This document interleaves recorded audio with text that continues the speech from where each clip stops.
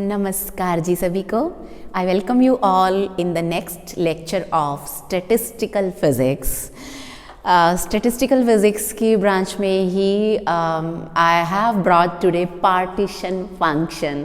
Already sequence चल रही है हमारी, बड़ी लंबी बड़ी अच्छी अच्छी वीडियोस हैं और आप लोगों से उन वीडियोस के लिए प्यार भी मिल रहा है, मुझे लग भी रहा है that you are liking it. तो मुझे लगा कि इसी को आगे बढ़ाना चाहिए और आज की वीडियो जो है that is beneficial for the students who are preparing for CSIR NET exam, या फिर कोई BSc में स्टैटिस्टिकल फिजिक्स के स्टूडेंट्स हैं या स्टैटिस्टिकल केमिस्ट्री के स्टूडेंट्स हैं या MSc कर रहे हैं, सबके लिए इक्वली बेनिफिशियल लेक्चर या वीडियो आप कह सकते हैं ये रहेगी। So we are going to discuss partition function. Function मतलब मैथमेटिकल पैरामीटर, पार्टीशन मतलब पार्ट्स बताने वाला, parts distribution. So partition function basically is a mathematical parameter that gives the distribution of gas molecules among various energy levels.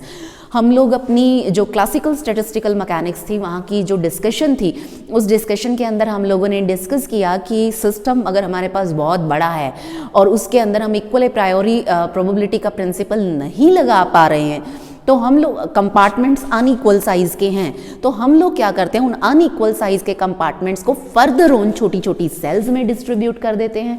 उन sales को equal size की मानकर हम उनके ऊपर क्या लगाते हैं, principle of equal priori probability. So वो Ni, अगर मेरे पास एक कंपार्टमेंट में पार्टिकल्स हैं, Gi सेल्स हैं, Ni Gi, वो कहानी आप लोगों को याद आ रही होगी। जिसको याद नहीं आ रही है वो लोग उस वीडियो को देख सकते हैं जाकर, लिंक आपको डिस्क्रिप्शन में मिल जाएगा। सो क्योंकि वही रुकी कहानी, वही क्या होता है कि नई कहानी पुरानी कहानी में से ही ओरिजिनेट होती है, जैसे गदर 2 गदर 1 में से आई, तो बिल्कुल उसी तरीके से पार्टीशन फंक्शन कहाँ से आएगा, मैक्सवेल बोल्ट्जमैन डिस्ट्रीब्यूशन लॉ से आएगा।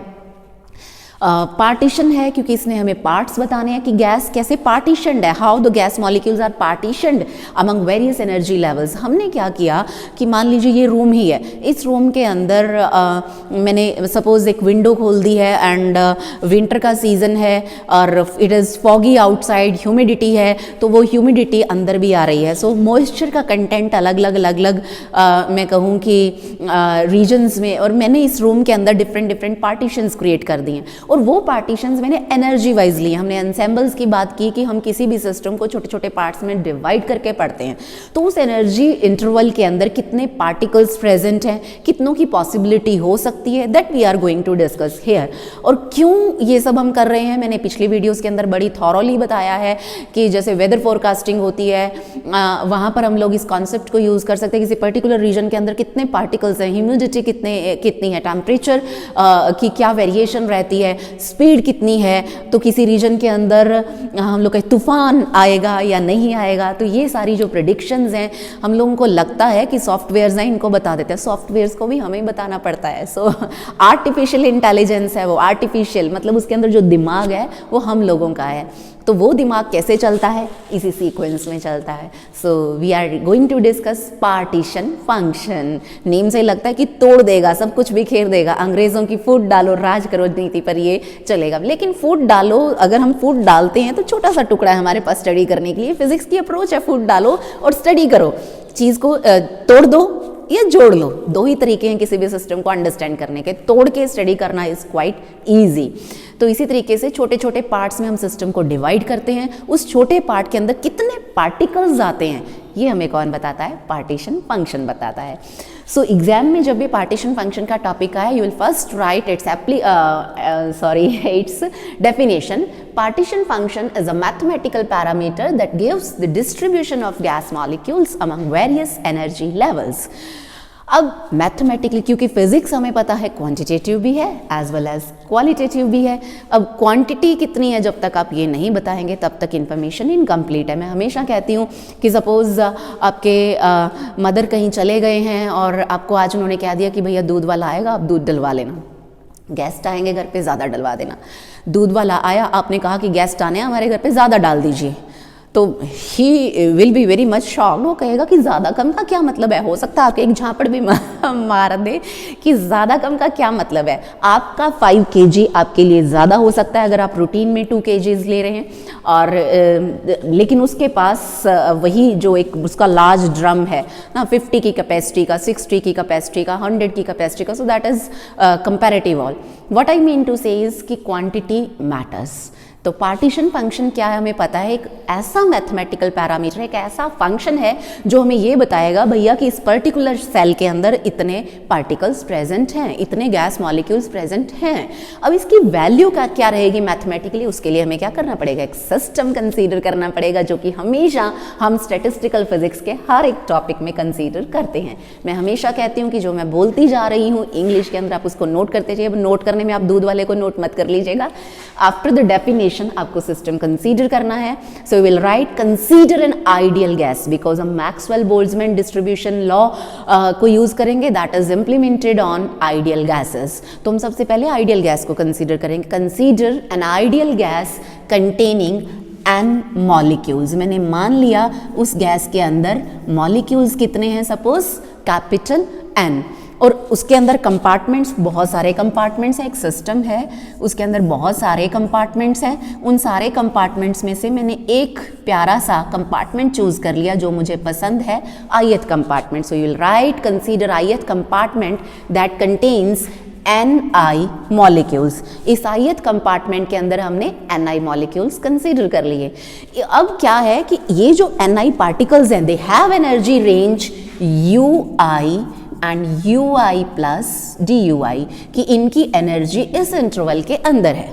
We have considered ideal gas containing N molecules distributed into various compartments.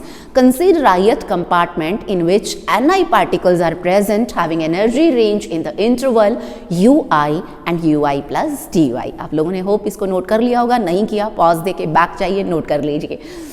अब क्या है कि मैंने यहाँ पर माना कि इन ith स्टेट्स की ith कंपार्टमेंट में जो डीजेनरेसी है वो है Gi, मतलब number of cells in this compartment are Gi, जिसको हम डीजेनरेसी भी बोलते हैं, कि फर्दर ऑन कितने एनर्जी लेवल्स हैं अंदर। एक आपने ग्रुप कंसीडर किया, उस ग्रुप के अंदर वेरियस एनर्जी लेवल्स कितने हैं, that is basically the degeneracy.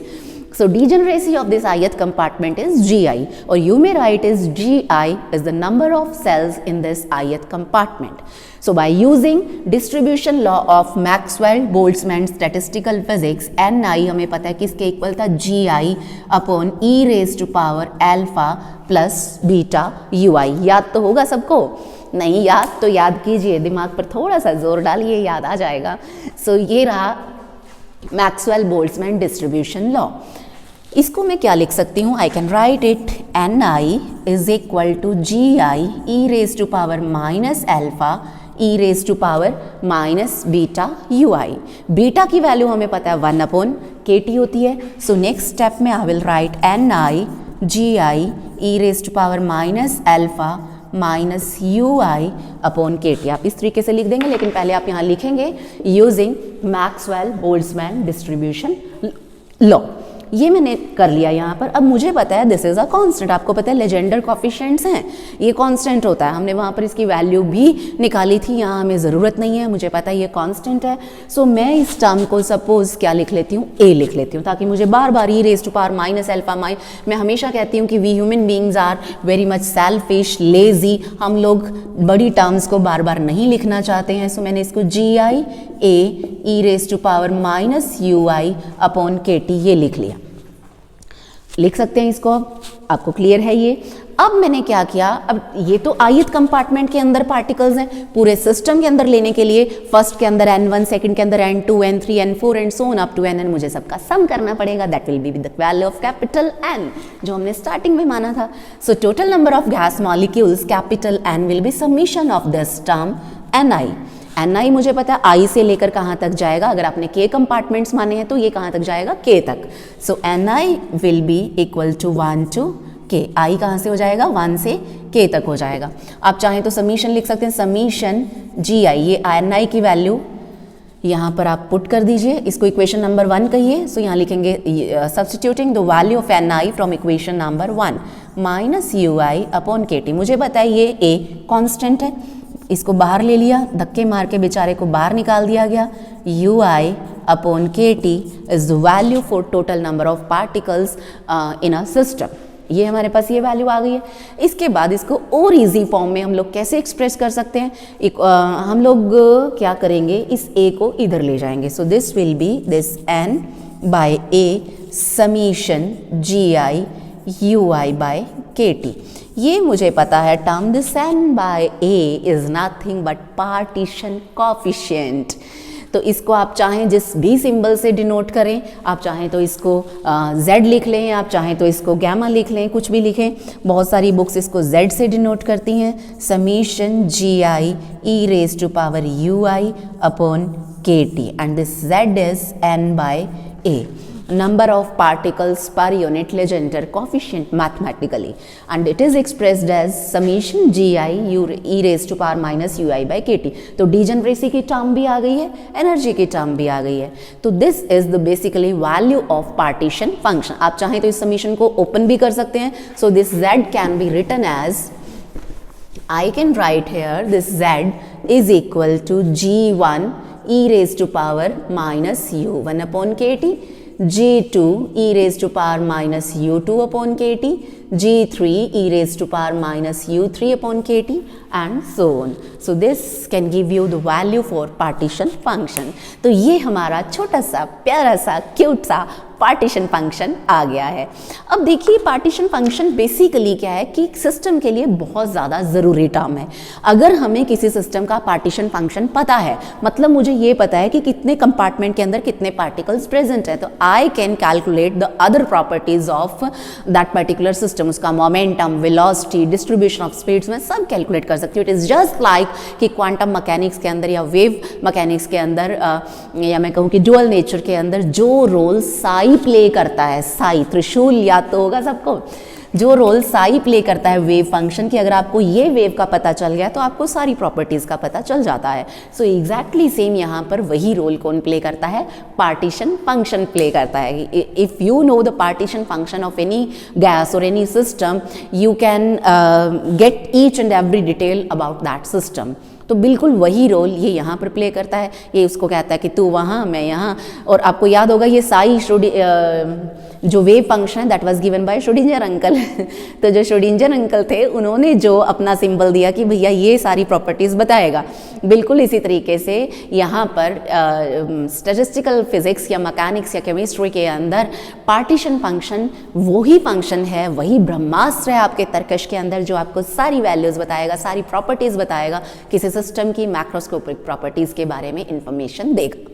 अब इसकी आगे आइडियल गैस के लिए value and for the various ensembles how it appears, ये सब हम अपने कमिंग वीडियोस के अंदर डिस्कस करेंगे। Thank you so much, have a good day.